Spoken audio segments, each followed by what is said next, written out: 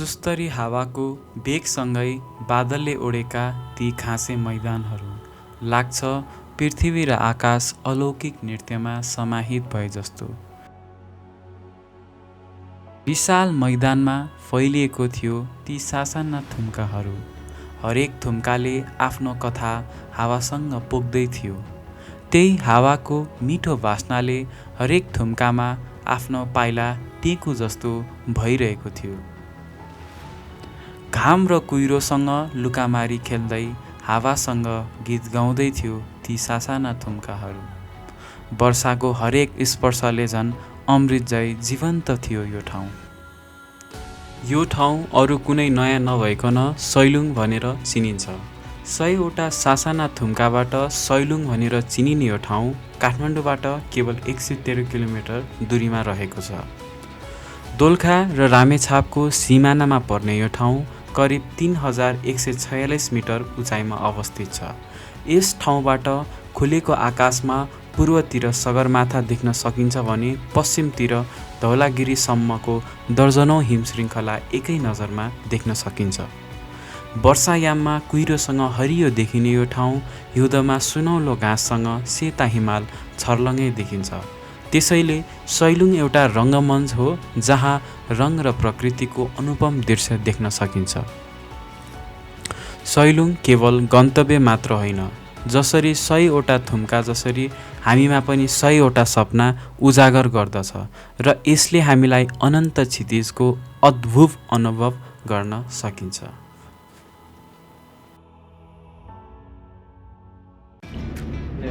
Hello guys, आजको हाम्रो छ के अरे सैलुङको यात्रा।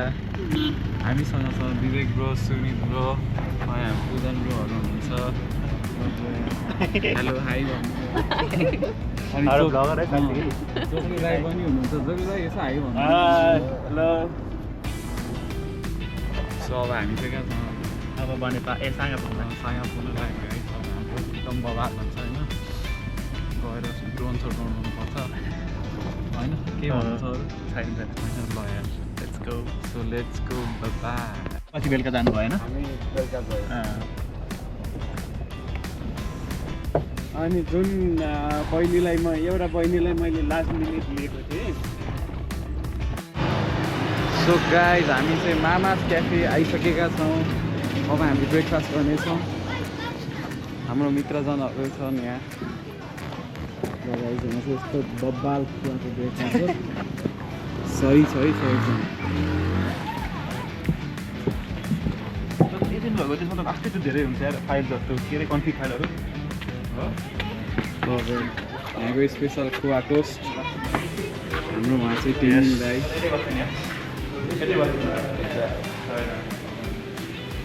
ओ यहाँ नाइस देखो। सो गाइज, हामी चाहिँ अहिले सुकुटे आइपुगिसकेका छौँ। अब यहाँ चाहिँ अब हामी खाना खान्छौँ, एकछिन ब्रेक हुन्छौँ। अब 1 घन्टामा हामी मुडे पुग्छौँ। त्यसपछि चाहिँ हामी त्यहाँ अर्को 1 घन्टामा चाहिँ सैलुङ जान्छौँ। हाम्रो गाडी चाहिँ उहाँ हो। हामी टोटल 4 5 6 ड्राइभरसहित 7 जना छौँ। अब हाम्रो ब्रोहरूले चाहिँ स्विमिङ गर्न लाग्छ।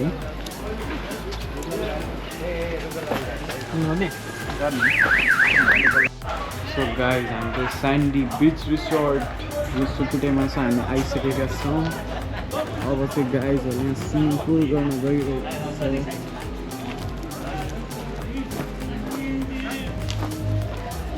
म चाहिँ अलिकति के भन्छ स्विमिङ गर्ने मुड छैन।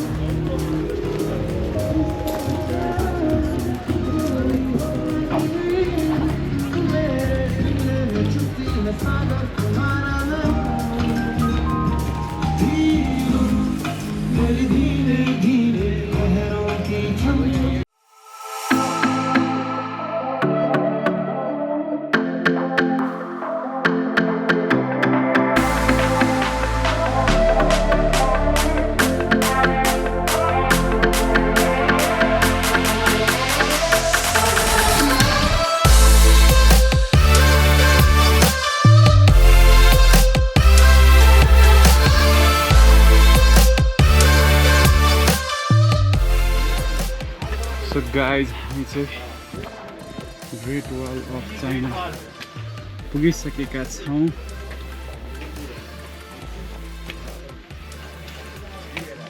हाम्रो मित्रजनहरू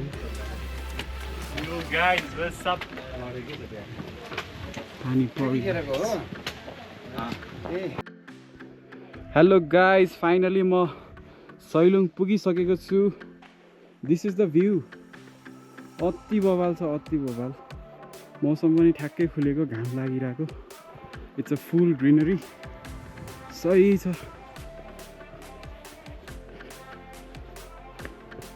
हामी चाहिँ जस्ट सिउपी यतिकै वाक हान्दैछौँ। भोलि बिहान फेरि एकचोटि सनराइज हेर्नु आउनुपर्छ।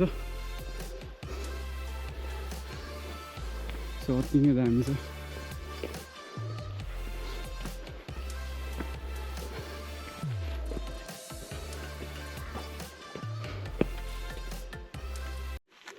हेलो गाइज, सो हामी चाहिँ सोर्ड अफ भीमसेनमा आइसकेका छौँ। जय Bhimsen Dev. Look at the view. यस्तो बवाल छ ग्रिनरी, सही छ यार। र गाइज तपाईँहरू पनि आउनुहोला, दामी छ। यदि हजुरहरूलाई आइटिनरी चाहियो भने please comment on the comment section for the more details. हाम्रो Sumit bro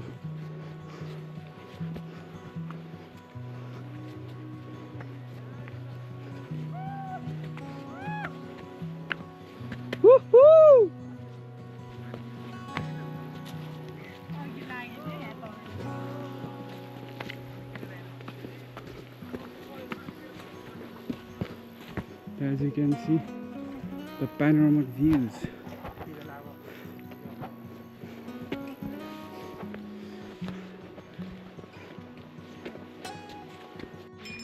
So guys, damn cinematic view. Horse.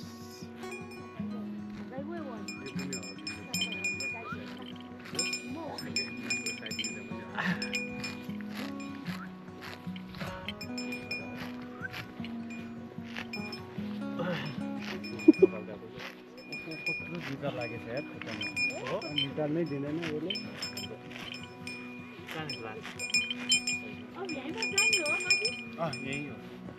ल गाइज, मौसम चेन्ज भइसकेको छ।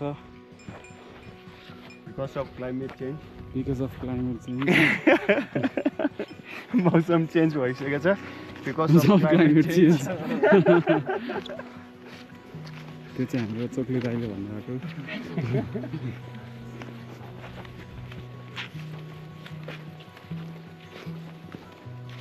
रमाइलो ठाउँ रहेछ सैलुङ। आउनु है, सैलुङ आउनु पर्यो भन्नु पर्यो होइन। फुलहरू नै खोलिरहेछ मजाले। त्यही भन्नु खुल्यो एकछिनमा हो, एकछिनमै खुलिहाल्छ। टेन्सनै छैन। हामीले तल पठाइदियो नि त क्लाउड जति। यो पृथ्वीको नाइटो भन्ने कहाँ देखाएको थियो? यहाँ ए यता साइडमा थियो जस्तो लाग्यो। याद गर, नाइटो जस्तै छ नि यस्तो बल्ब थियो। ए उ त्यहाँ रहेछ।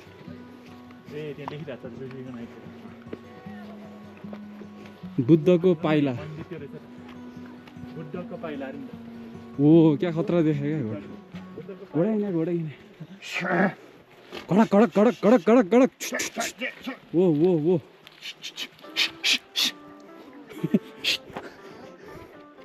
दौडे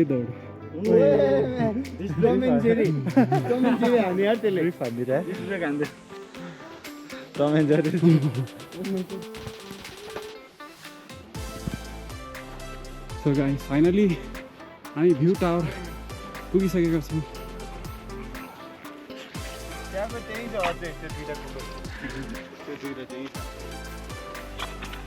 यहाँहरूलाई त कति रमाइलो।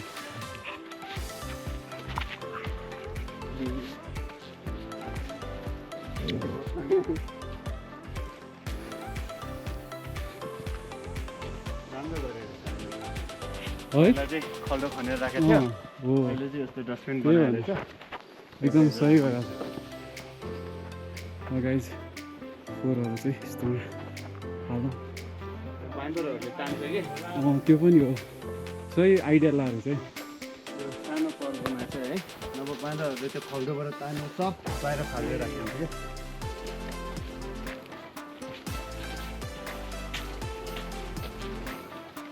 के बुद्धको मूर्ति जस्तो हुन्छ नि। एकदम कति पुरानो जस्तो फिल आउँछ क्या अँ यो भित्र चाहिँ गुम्बा छ यो भित्र त्यहाँ चाहिँ छिर्नु दिँदैन हो। छिर्नु मिल्छ यसलाई चाहिँ हामी छिर्नु जाने पहिला उता जाउँ वाउ कुन भगवान् हो? जय दुर्गा देवी हर हर महादेव सब भगवान् रहेछ। पुरानो होला दामी छ कि त्यसको कस्तो र लुक्स भने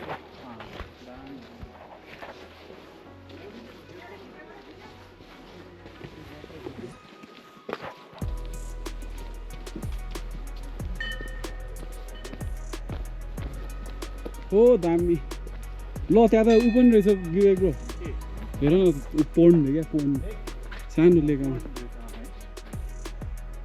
त्यो गाईहरूलाई साउथ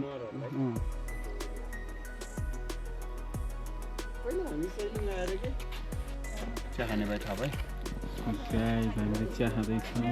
त्यो भएर सोप्टे दाइले बिस्कुट ल्याइदिनु भयो। बिस्कुटबाट लिउँ न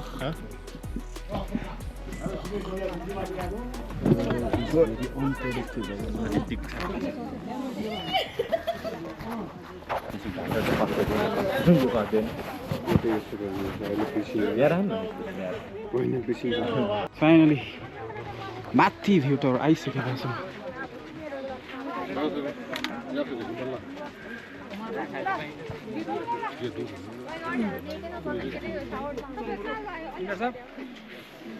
एउटा दुइटा हान्दै हाल्नु पर्यो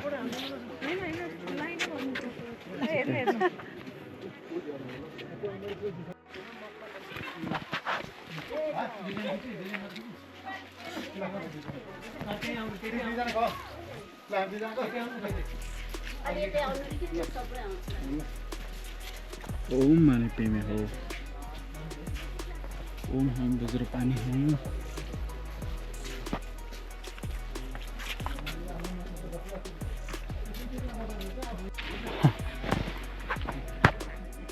सो हामी अब फर्किँदैछौँ।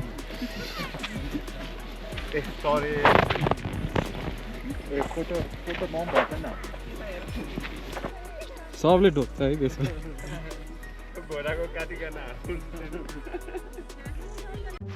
हामी चाहिँ बाटो मिस भएर अर्कै बाटो आइसकेका छौँ।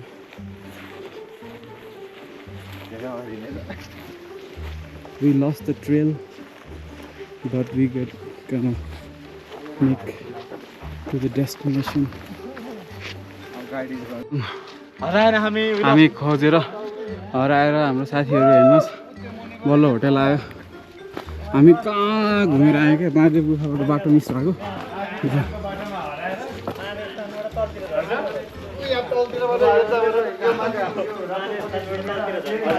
त्यही भने त यस्तो हिँड्नु पऱ्यो कहाँ हो कहाँबाट खोलै खोला मात्र आउनु। हेलो गाइस हामी चाहिँ आज हिजो रातभरि पानी पर्यो अब चाहिँ हामी माथितिर जाँदैछौँ। सो आई गेस मौसम खुल्छ होला अलिअलि पानी परिरहेछ। सो लेट्स सी अब तातो पानी खान्छु। तातो पानी ल guys this is the view. अब चाहिँ हामी हिँड्दैछौँ जैन होटेल। पस्को लगाएर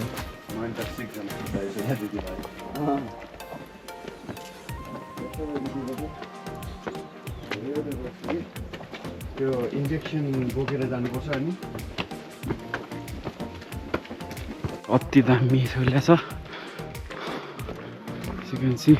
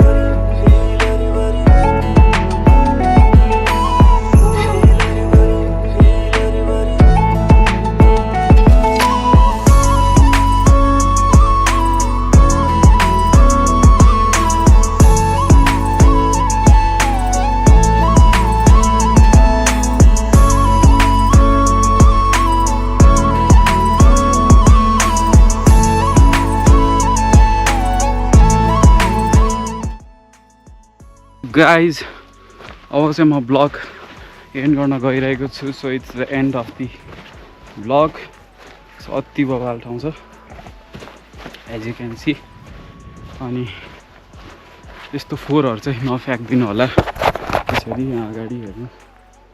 लाइक यसलाई चाहिँ व्यवस्थित रोप्नुपर्छ हेर्नु. फोटोसोटो खिच्दाखेरि कति भ्याउँछ होटल्सहरूको फोटो आउँदा देखिँदैन. सो गाइज सो ब्लग चाहिँ अब एन्ड भइसकेको छ. So I recommend one of the best places to visit Sailung. It will give you like a full भोरपाटनवाला भाइब. यसमा पुरै के भन्छ घोडा याक, हामीले याकको घिउ पनि किन्यौँ. सो इट्स अमेजिङ बवाल छ. अब हामी चाहिँ अब होटल जान्छौँ, प्याकस्याक गर्छौँ अनि काठमाडौँतिर जान्छौँ सिधै. सो एक दिनमा पनि भ्याउँछ तर आई रेकमेन्ड टु स्टे एक दिन चाहिँ होइन गाइज. सो एक दिन बस्यो भने चाहिँ राम्रो हुन्छ. र अति इजी छ. हामीलाई इभिनिङ वाक गए जस्तो हो. त्यहाँ माथि उसँग कालापानीसम्म गाडी आइहाल्छ. त्यहाँ माथिको होटलमा बस्यो, त्यहाँबाट एकछिन हिँडिसकेपछि डेस्टिनेसन आइहाल्यो.